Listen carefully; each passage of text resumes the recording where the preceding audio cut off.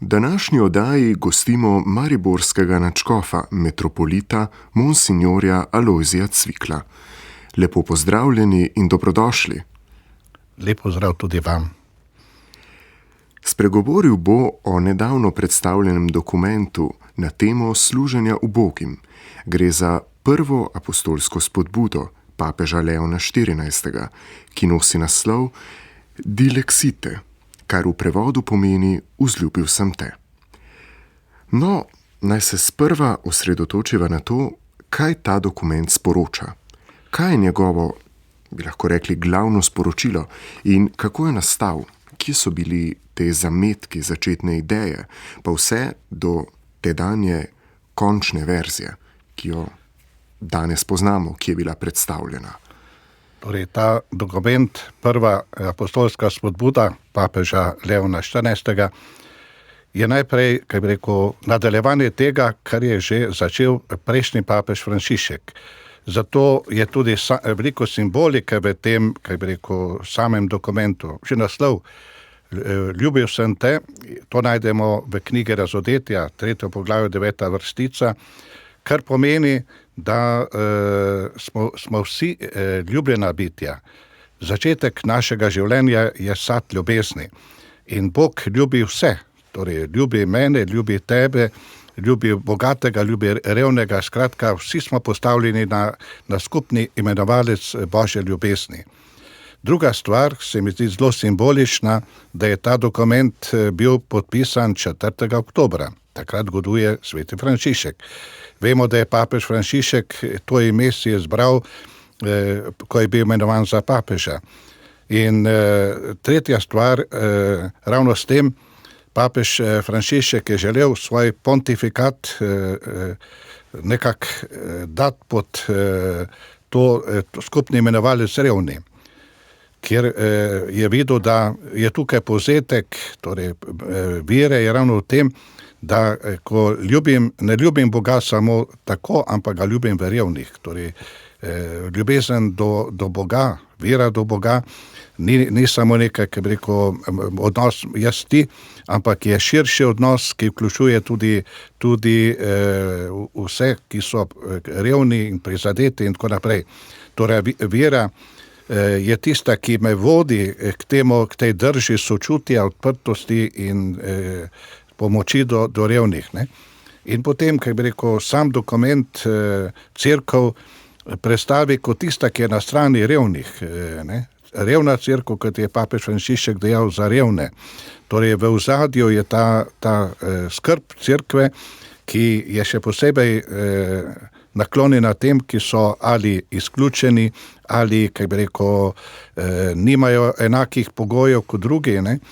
In tako se mi zdi, da ta dokument dejansko je dokument, ki želi pokazati, da je cerkev v službi ubogih in po drugi strani tudi vabi cerkev v boj proti revščini, ne? Ko skrbi za revne, ko skrbi za bolne, tiste, ki so, kaj bi rekel, sužnji ali posebej zanimivo, da poudarja tudi ženske, ki trpijo izključenost ali pa nasilje, potem, da imamo pravico do izobrazbe vsi in tudi, kaj bi rekel, veliko govori tudi o sprejemanju migrantov. Skratka, to so teme, ki jih je začel papež Frančišek in jih je skozi vseh 12 let svojega pontifikata vedno nam predstavljal kot nenehni izziv cerkve in nenehno nalogo cerkve v tem svetu. Zelo aktualne teme, ki so žive še danes. Veliko pa ste omenjali tole vključenost. Kako pa spodbuja vključenost pri oblikovanju politik in kaj so glavni izzivi pri razvoju in vzdržnosti tega programa za uboge? Torej, najprej je treba poudariti to, da dokument zelo jasno pove, da ni samo materialna revščina, ker dostikrat, ko govorimo o revnih, mislimo samo na materialno revščino. Dokument zelo jasno pove, da gre tudi za duhovno revščino, kulturno revščino, moralno revščino. Skratka, da ima ta revščina veliko obrazov in da vsak dan dobiva nove obraze. Ne? In zanimivo, da tudi pove, kje so vzroki za to, da imamo vedno nove obraze revščine. Na eni strani ekonomija, on jo imenuje celo diktatura ekonomije, ki ubija. Zakaj? Ker ima na eni strani peščica ljudi ima vedno več materialnih sredstev oziroma financ, po drugi strani pa je vedno večja skupina revnih, ki, kaj bi rekel, nimajo sredstev za dostojno življenje. Ne? Potem poudari to, kar je papež Frančišek tolikrat uporabljal, da je vzrok tudi kultura odmetavanja, ker je v središču ego, jaz, ne? Jaz, ki moram imeti brez sočutja, brez odprtosti za druge, torej gre za to kulturo brezbrižnosti, ki je papež Frančišek tako, ne. Gotovo, zdaj, če govorimo o politiki, glavna naloga politike je skupno dobro. Torej, cilj vsake politike naj bi bil iskanje skupnega dobrega, ne. Pomeni pravično porazdelitev dobrin. Ker dobrin sam po sebi je dovolj za vse, ampak problem je, da niso pravično porazdeljene. Na eni strani zaradi te, kaj bi rekel, brezbrižnosti, po drugi strani pa zaradi tudi, kaj bi rekel, strukturnih težav, ker imamo dobre zakone, ampak dostikrat samo na papirju jih pa ne uresničujemo. Potem pa, kaj bi rekel, tudi da, kaj bi rekel, tudi sama politika dostikrat privilegira en sloj, na drugega pa pozablja, ali sama ustvarja, kaj bi rekel, napetosti med enimi in drugimi, namesto da bi torej gradila skupno dobro, kar pomeni, da vsak delavec dobi zasluženo plačilo, s katerim lahko dostojno živi in, kaj bi rekel, vzdržuje svojo družino in tako naprej. Če pa tega ni, dejansko je potem problem in dokument tukaj jasno pokaže torej na vzroke in tudi kaže na rešitev, rešitev je pa večji čut za uboge, torej večje, kaj bi rekel, sočutje, po drugi strani pa tudi svobodni trg, kjer lahko, kaj bi rekel, vsi pridemo do zaposlitve, kjer lahko tudi dobimo dostojno plačo, da lahko potem človek dostojno živi. Torej, se mi zdi, da tukaj noter je zelo poudarjeno to, ta politika vključevanja, ne politika izključevanja, politika sočutja oziroma bližine, ne pa brezbrižnosti. Tukaj se mi zdi, da so te glavni poudarki, kjer lahko, kaj bi rekel, dejansko vidimo vzroke in po drugi strani so že nakazane rešitve. No, kako pa bi morali razumeti koncept tele globalne pravičnosti v praksi, ne zgolj v teoriji, in kakšne strategije komunikacije so učinkovite pri tako občutljivih temah?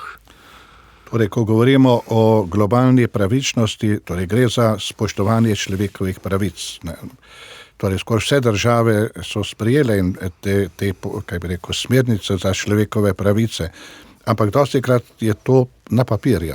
V resnici pa tega se potem ne držijo oziroma ne izpolnjujejo, kaj bi rekel, teh pravil, ki so jih same sprejele. Ta globalna pravičnost pomeni, da, kaj bi rekel, dejansko gre za to komunikacijo dobrin, ker lahko potem, kaj bi rekel, tudi tisti, ki so manj imajo, dobijo toliko, da lahko živijo eno dostojno življenje. Po drugi strani pa bolje pride do te, kaj bi rekel, izmenjave dobrin, tako pravi tukaj svobodni trg, ne. Bolj tudi, kaj bi rekel, pomagamo tistim, ki so manj razviti oziroma ki imajo manj možnosti, da lahko, kaj bi rekel, počasi delajo korake, ker, kaj bi rekel, mi, ko govorimo tukaj o skrbi za uboge, moramo poudariti dve stvari. Ena stvar je, kaj bi rekel, gašenje, ko pomagamo ubogim, ker so pač jih je družba naredila uboge, po drugi strani pa gre za preventivo, kako ustvariti pogoje, da do te revščine ne bo prišlo, da, kaj bi rekel, bomo prej stvari zastavili tako, da bo čim manj teh, ki bo dejansko izrinjenih, čim manj teh, ki ne bodo, kaj bi rekel, imeli možnosti za preživetje. To, kaj bi rekel, je velika naloga, kateri smo postavljeni, in se mi zdi, da tudi ta apostolska spodbuda želi do tega pripeljati, torej ne samo do gašenja, ampak predvsem do vzpostavljanja pogojev, da bo čim manj tega gašenja, oziroma da bo čim manj ljudi, ki bojo trkali na humanitarne ali pa, kaj bi rekel, socialne zavode in prosili pomoč, ker sami ne morejo dejansko preživeti, ne. Kako pa dokument razlaga odnos med kulturo, identiteto in gospodarstvom, in kaj lahko posameznik naredi, da prispeva v čim večji možni meri in tako pomaga ubogim, najbolj ranljivim? Torej, gotovo tu dokument povzema papeža Frančiška ravno v tej kulturi odmetavanja, ne? Ko, kaj bi rekel, je v središču ego, ne? Po drugi strani pa želi dostop, kaj bi rekel, dostop do dostojnega dela in za sredstvo za družbeno preobrazbo. Pomeni, da človek, ki, kaj bi rekel, ima dostojno delo, ki se lahko preživlja, po drugi strani pa, ki, kaj bi rekel, je vključen v to življenje v družbe, potem prispeva tudi, kaj bi rekel, ni samo prejemnik, ampak tudi, kaj bi rekel, prispeva k rasti družbe. S tem je, kaj bi rekel, ta družbena preobrazba, ne. Zanimivo, da dokument zelo jasno pove, da ni cilj, da mi, kaj bi rekel, samo pomagamo nekomu, ki je pač postal reven, naj se bo to, kaj bi rekel, ženska, naj se bo to moški, naj se bo to, kaj bi rekel, družina, ampak je cilj, da se ti postavijo na noge, torej da postanejo samostojni, ker, kaj bi rekel, biti revež pomeni biti odvisen. To pa ni, kaj bi rekel, za dostojanstvo človeka se s tem ruši, ne. Zato, kaj bi rekel, je cilj vsake pomoči, da se človek postavi na svoje noge, da najde spet svoje dostojanstvo, da se vključi v družbeno življenje, da postane eden, kaj bi rekel, enakovreden član te družbe. Ne pa, kaj bi rekel, manj vreden ali pa čisto izrinjen na rob, oziroma nekdo, ki vedno bolj se v družbe oddaljuje, zato ker, kaj bi rekel, ne vidi svojega prostora v tej družbi. In tukaj je velika naloga, kaj bi rekel, dejansko dobrodelnosti, če jo imenujemo, v tem, da, kaj bi rekel, človeku pomaga do dostojnega življenja, ne pa da, kaj bi rekel, ga dela samo odvisnega. Kaj pa bi, preden skleneva najin pogovor, dali našim poslušalcem za popotnico, spodbudo, morda kakšne misli? Ja, najprej to, da služiti revnim ni samo neka gesta, ki bi jo lahko opravljali vzgore navzdol, ampak gre za srečanje z enakimi. Ko sem že na začetku omenil, ta spodbuda Vzljubil sem te, ravno to postavlja, da smo vsi na enaki stopni. Torej gre za srečanje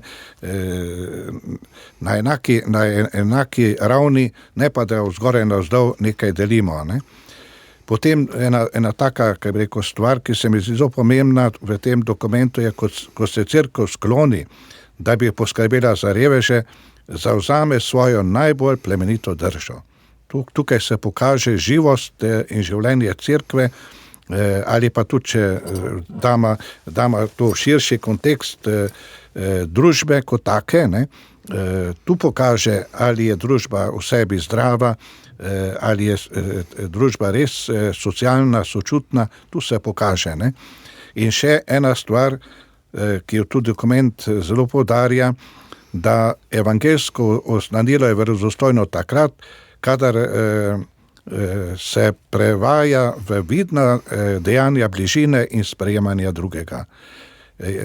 In vsakemu revežu torej je potrebno prepoznati Kristusa, ki trka na naša srca, ki trka na naša vrata. Zato tudi zanimivo, da sta med temi svetniki, ki jih tukaj dokument predstavlja, še posebej izpostavljena dva.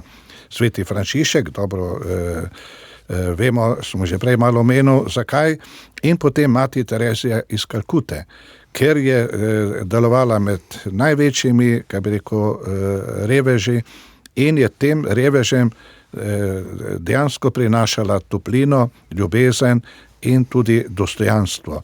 In to je tisto, kar se mi zdi, da, kaj bi rekel, dokument želi, da cerkev, pa tudi družba danes postane znamenje, torej te skrbi za ljudi, ampak na enaki nivoju, ne da, kaj bi rekel, da nekaj damo zgoraj dol, češ neko milostno darilo, ampak gre za to, da te sprejemam kot tistega, ki si vreden vsega dostojanstva in vse ljubezni, ker na koncu je Bog tisti, ki ljubi mene, ljubi tebe, smo si brata, smo si sestra, skratka gre za ta odnos,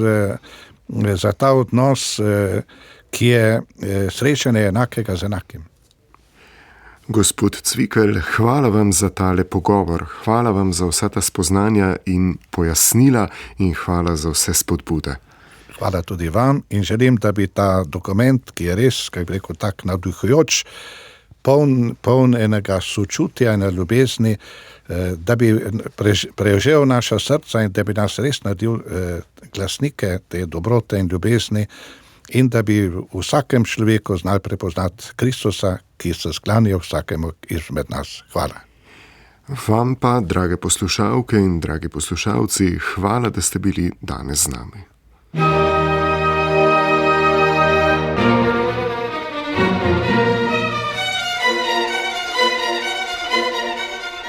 Sedmi dan.